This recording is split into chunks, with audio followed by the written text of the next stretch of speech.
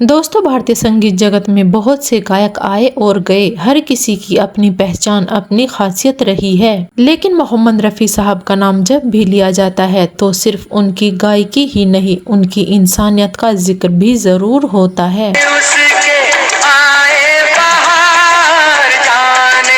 रफ़ी साहब वो शख्सियत थे जिनके लिए गाना सिर्फ कमाई का जरिया ही नहीं बल्कि लोगों के दिलों तक पहुंचने का जरिया था। आज हम आपको एक ऐसा किस्सा सुनाने जा रहे हैं जो यह साबित करता है कि क्यों लोग उन्हें सिर्फ गायक ही नहीं बल्कि फरिश्ता-ए मौसीकी कहते थे। जब एक गरीब पिता ने लगाई रफ़ी साहब के पास गुहार,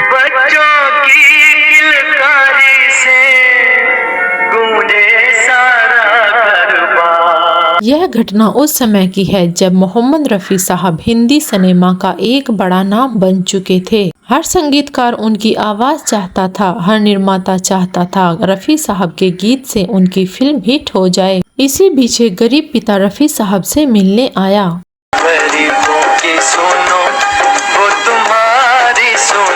जिसके कपड़े साधारण थे, आंखों में बेबसी और चेहरे पर उम्मीद की झलक। और उस गरीब पिता ने कांपती हुई आवाज में कहा, रफ़ी साहब, मेरा बेटा बीमार है, मुझे उसके इलाज के लिए पैसे चाहिए। कर दे मदद गरीब की। मैं बड़ा आदमी नहीं हूँ और न ही मैं आपकी फीस देने की क्षमता रखता हूँ, लेकिन अगर आप मेरे लिए एक गाना रिकॉर्ड कर देंगे तो उस रिकॉर्ड को मैं बेचकर पैसे इकट्ठे कर लूंगा और उस पैसे से मैं अपने बेटे का इलाज करा पाऊंगा। दोस्तों, सोचिए जरा, एक और देश का नंबर 1 और महान गायक जिसे उस दौर में एक गाने के लिए हजारों रुपए मिलते थे, और दूसरी ओर एक आम इंसान जिसकी जेब खाली थी।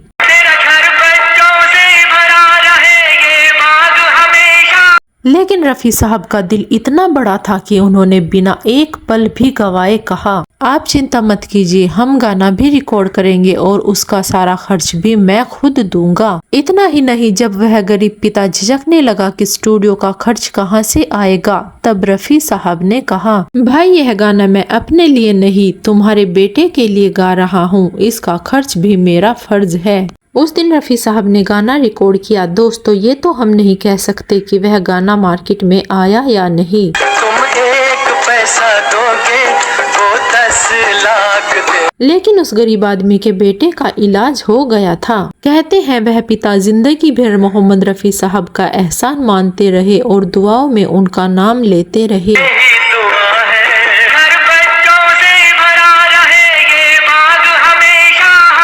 दोस्तों, यहीं पर रफ़ी साहब की असली व्यक्तित्व सामने आता है। जहां दूसरे कलाकारों के लिए गाना पैसे कमाने का जरिया था, वहीं रफ़ी साहब के लिए गाना इंसानियत निभाने का साधन था।